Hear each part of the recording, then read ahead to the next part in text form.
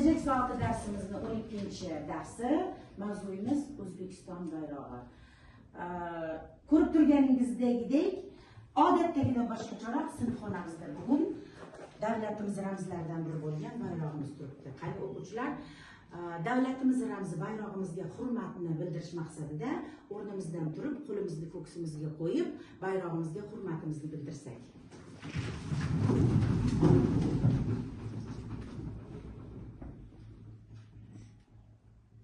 Rahmat, yashang, o'tiring.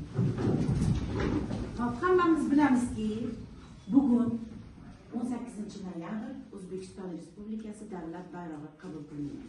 To'g'rimi? Barcha mustaqil davlatlar singari O'zbekiston ham mustaqillikka erishgandan keyin o'zining ramzlariga ega bo'ldi. Ramzlarimizga nimalar kiradi? Bir eslab olaylik. Ramzlarimizga yerimiz kiradi, yana-chi bayrog'imiz kiradi, madhiyamiz kiradi, milliy valyutamiz kiradi, tilimiz kiradi, armiyamiz kiradi va hokazo. Xo'p, davlatimiz bayrog'ini ranglarini ham bilasiz, to'g'rimi? Kichkina sinfdan boshlab davlatimiz bayrog'idagi nechta rang bor va ular nima ma'no bildirishini siz juda ham yaxshi bilasiz. Eng tepasida qanday rang bor? Ko'k rang. Ko'k rang nima bildiradi? Ismoil, marhamat. Ko'k rangimiz osmonimiz musaffoligini bildiradi.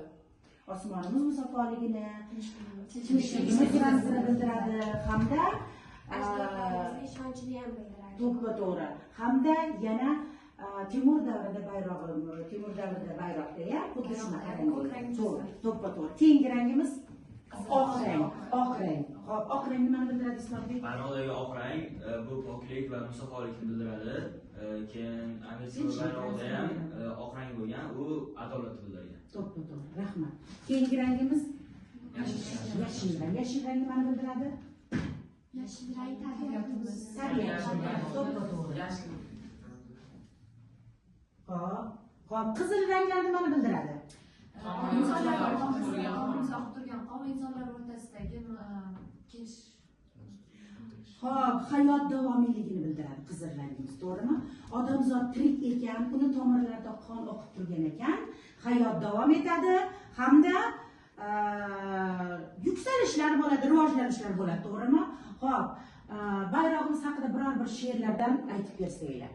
Marhamat. Olqishlab munavvar tog'ni u mayin hilpirab turibdi qarang. Bu kez termiltirgan jumla jahonni yurtim bayrog'ida porlar to'rqdi xil rang. Yashang, rahmat. Islombek. Yashil rang abadiy ko'klam timsoli. Bahorni qutlaydi bundan har bir jon, bulutlar, turlar, dog'lardan xoli, moviy rangdan musaffo osmon. Juda yaxshi, yashang. Xo'p, Abdullo.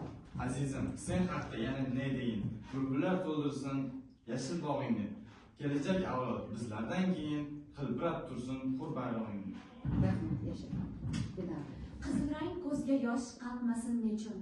Janglarda o'lmagan mangu jondir bu, biz bugun kuylagan erk va baxt uchun bir zamon to'kilgan qutlug' qondir bu. Yashang, rahmat. Xo'p, o'quvchilar, endi 1 minut biz siz bilan tasavvur olamimizga cho'milamiz. Tasavvur qiling, siz ma'lum bir ilm fandanmi, sportdanmi, madaniyatdanmi, olim bo'lib, qo'shiqchi bo'lib, sportchi bo'lib, ma'lum bir muvaffaqiyatga erishdingiz. Va sizni erishgan g'alabangiz, sizning yutug'ingiz orqasidan O'zbekiston Respublikasining davlat bayrog'i ko'tarildi. O'zbekiston Respublikasining davlat madhiyasi yangradi. Tasavvur qiling, shu paytda siz o'zingizni ichingizdan qanday his-hayajon o'tadi? Siz o'zingizni qanday his qilasiz? Marhamat. O'shanda deganda men o'zim g'ururlanardim. Ko'zimga yosh kelib, baribir ichimda boshqacha his bo'ladi. Chunki O'zbekistonimizni yanada yuksalayotganini ko'raman.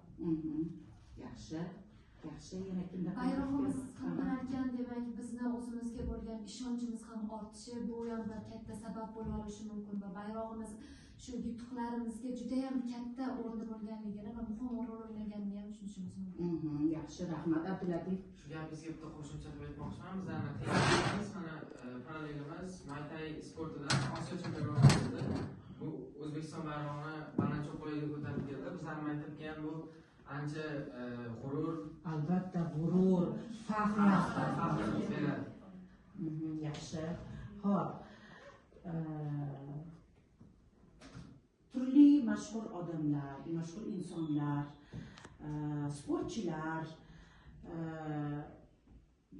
arenalarda ma'lum bir muvaffaqiyatga erishgandan keyin albatta bu davlat O'zbekiston ekanligi, bu millat o'zbek millati ekanligini bildirish uchun bizni davlat bayrog'imiz ko'tariladi to'ppa-to'g'ri. Endi mashhur sportchimiz Bahodir Jalolov o'sha g'alabasidan keyin bergan intervyusida aytadiki, bayroq bizni har doim yonimizda bo'lishi kerak deydi. Qani, uni so'zlarini bir eshitib ko'ringlar.